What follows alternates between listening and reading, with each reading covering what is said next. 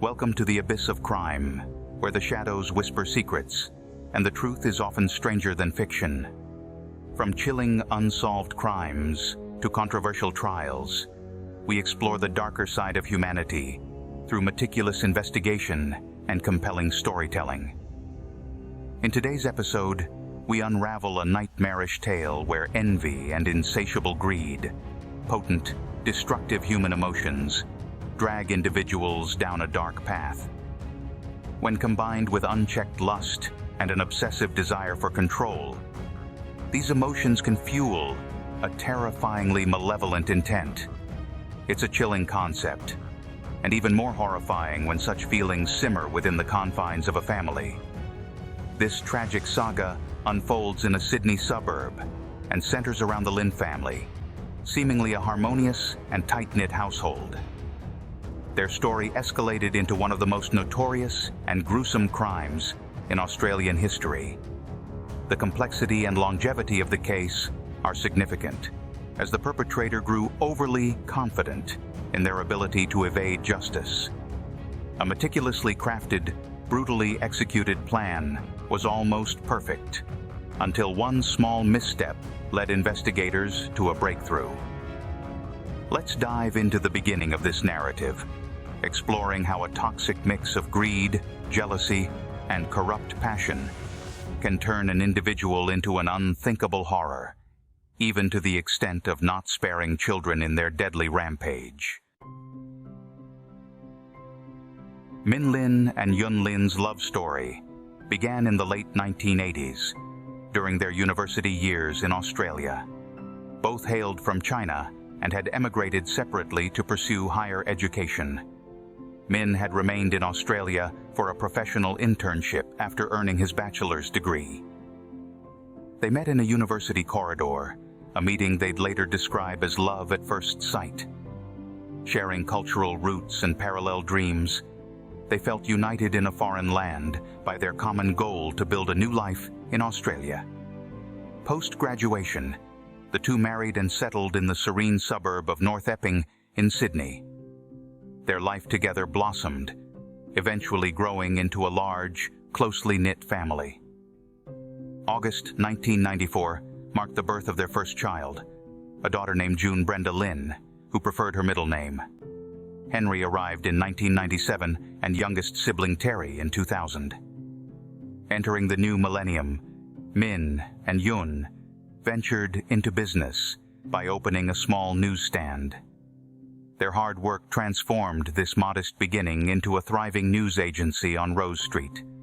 The Linn family's business flourished, enabling them to enjoy a comfortable lifestyle, complete with a spacious home, a luxury car, and private schooling for their children. While Min focused on business affairs, Yun devoted herself to homemaking and raising their kids. Well regarded in their community for their dedication, kindness, and philanthropy, the Linns were seen as exemplary parents. Brenda stood out with her beauty and academic excellence, coupled with a love for animals. Henry and Terry were athletic and shared a passion for soccer. The siblings were notably close, almost inseparable. With their finances robust and their roots firmly planted in Australia, the Linns began inviting relatives from China to join them, either for visits or permanent stays. In the early 2000s, Min's parents were the first to move, assisting with childcare and even pitching in at the family store on weekends. A few years later, Yun's parents also relocated to the same suburb, with Min and Yun securing a house for them. Yun's sister, Irene, moved in to help with household duties and the children. By this time, the family business was reportedly generating close to $1 million annually and had become a local community hub. Towards late 2007, Min's younger sister, Kathy Linn, and her husband, Leong Bin Robert Shi, made the move to Australia, chasing better opportunities. Though they had visited before and briefly lived in Melbourne this time, their intention was to settle permanently. Robert, once a successful ear, nose, and throat doctor in China, sought a new career path in entrepreneurship. However, their restaurant venture in Sydney quickly fizzled out, followed by another failed attempt at opening a cafe. With little business acumen, Robert floundered. Eventually, Robert and Kathy moved closer to the Linn family in North Epping. Kathy found employment, while Robert remained unclear about his future prospects. Despite the professional setback, the Linns and Z's maintained strong family ties. They saw each other daily, constantly in touch, and often gathering for family meals.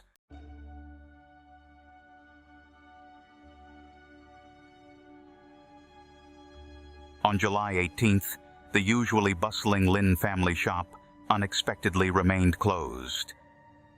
Regular customers, perplexed by the anomaly, found no notice explaining the absence. One of them, growing concerned, reached out to Minn's sister Kathy to inquire about the sudden closure.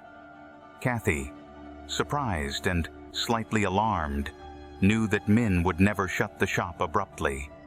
She first tried calling Minn, then Yun, but received no answer.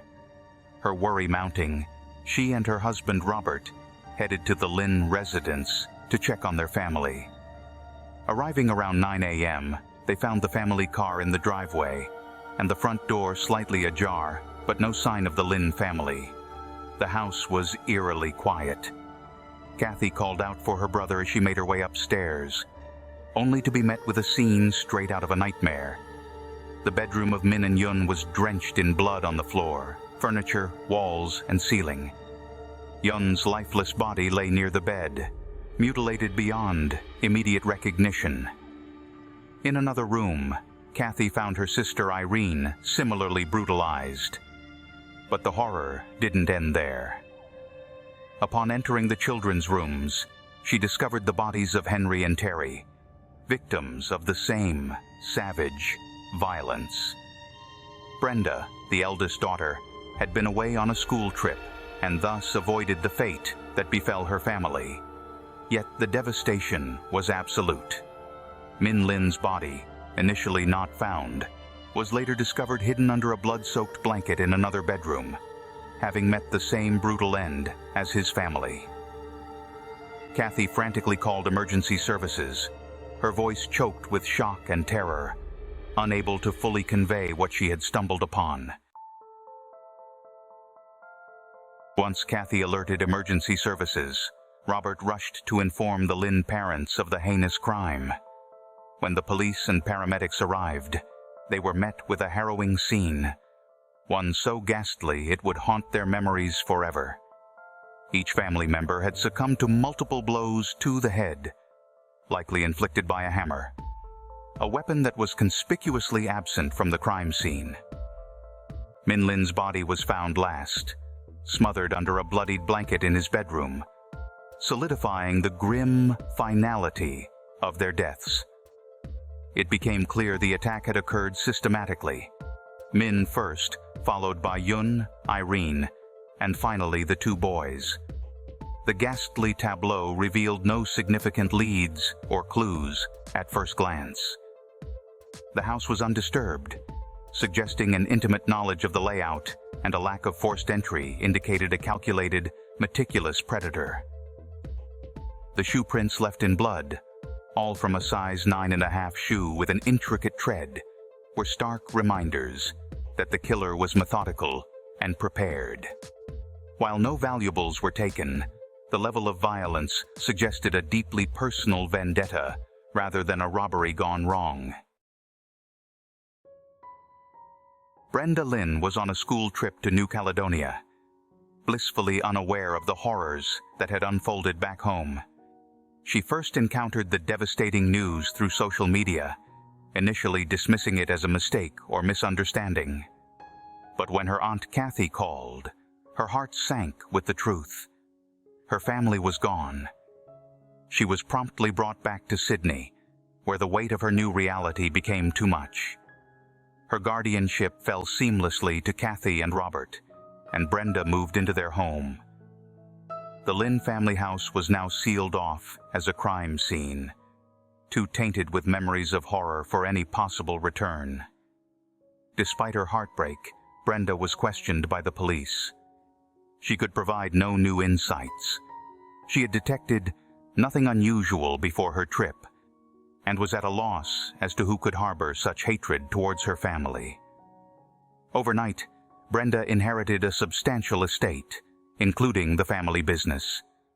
However, being a minor and still in school meant that her newly appointed guardians, Kathy and Robert, would temporarily manage it. Tensions arose regarding her custody, but Robert's determination and eventual threats of legal action ensured that Brenda stayed with them. The Linn's shop reopened under Robert's supervision, as Brenda was not yet equipped to handle its operations. The crime scene was meticulously examined, and investigators soon began piecing together the puzzle. However, significant leads were elusive. It was clear the killer had entered the house quietly, perhaps with a key, or through an unlocked door. The shoes, size 9.5, with an ornate tread, left bloody imprints in every room, yet their brand identity remained a mystery. No fingerprints or traces of foreign DNA were found, suggesting the killer was cautious and professional, using gloves to avoid leaving evidence. Conspicuous, all the doorknobs in the rooms where the murders took place had bloody marks, except for the doorknob to Brenda's room. This indicated the killer was aware that Brenda was not home. The logical conclusion was unsettling. The perpetrator likely had intimate knowledge of the household dynamics, raising more questions about potential suspects. Despite rigorous investigations, no solid leads emerged. The Linns were known for their amiability and had no apparent enemies.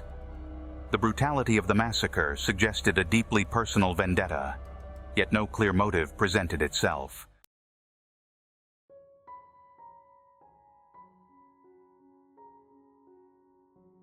Brenda, now the sole surviving member of the Linn family, was left shattered.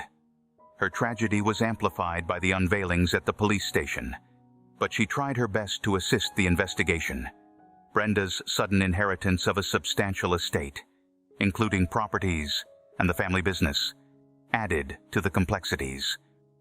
Kathy and Robert, now in charge of her well-being and assets, seemed to take immediate control.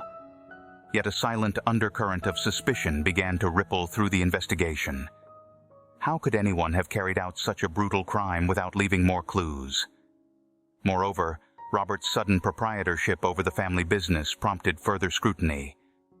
His insistence on keeping Brenda under his guardianship, even threatening legal action against other relatives, raised eyebrows. As the investigation team reviewed details repeatedly, one overlooked clue emerged from Kathy's emotional call to emergency services. Midway through her disjointed conversation, after affirming emergency services were en route, she could be heard speaking to her husband in Cantonese, imploring him not to leave her alone. This raised a red flag. Robert had decided to fetch the Linn parents on his own, leaving Kathy at the scene of the crime. Given the gravity of the situation, a brutal killer possibly still on the premises. Robert's behavior seemed suspiciously calm, as though he was confident no further harm would come to his wife.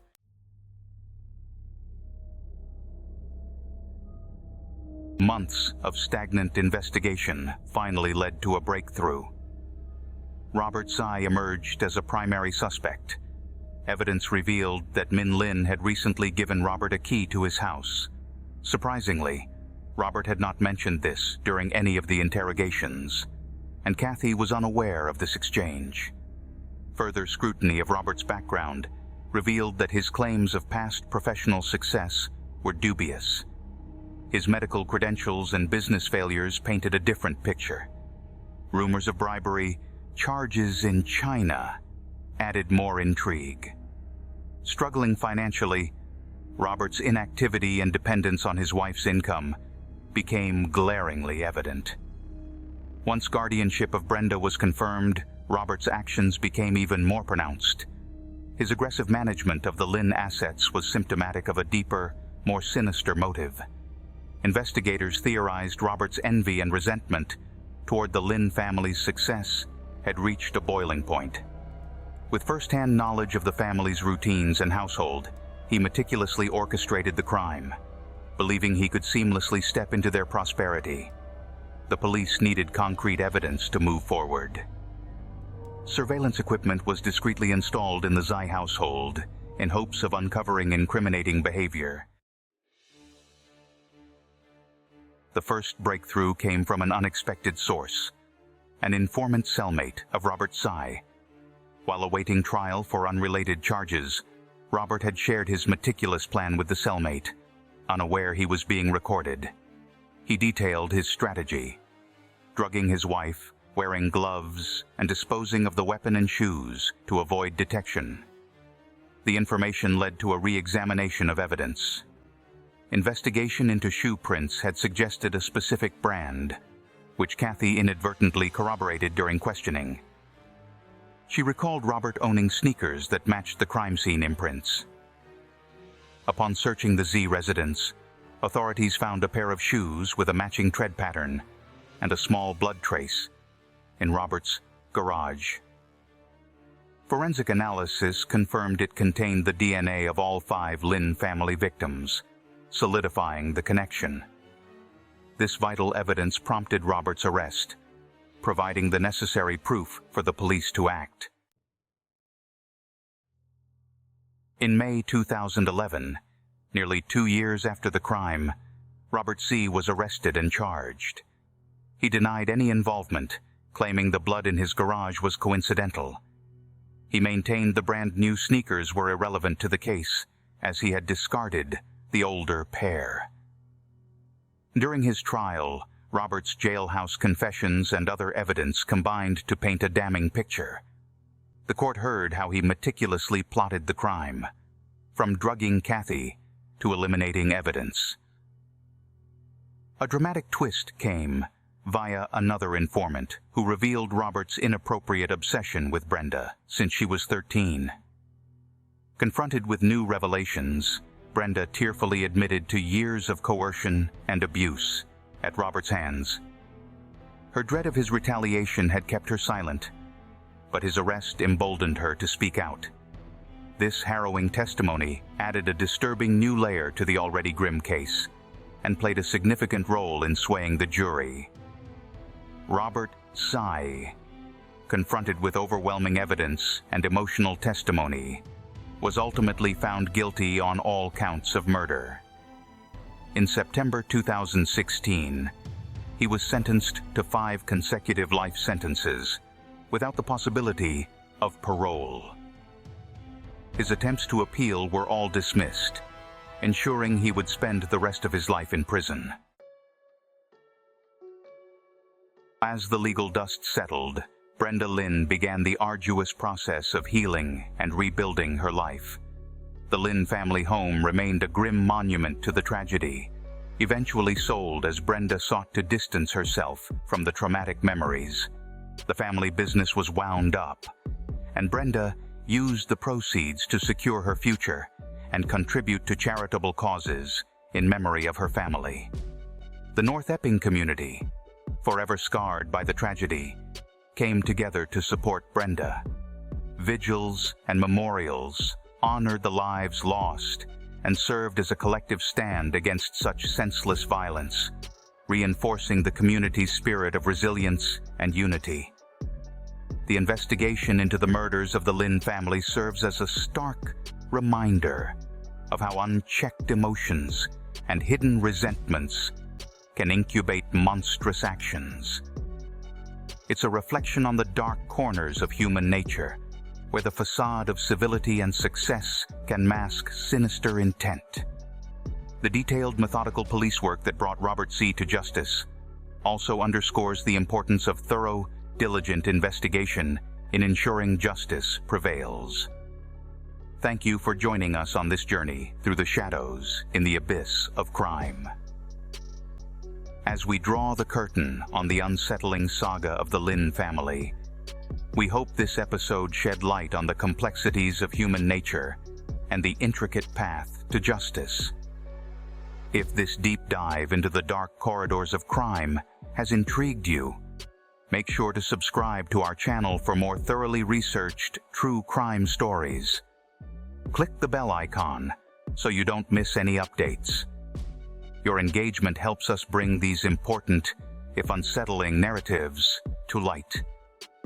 Until next time, stay vigilant, keep seeking the truth, and remember, sometimes the reality of crime is far darker than fiction.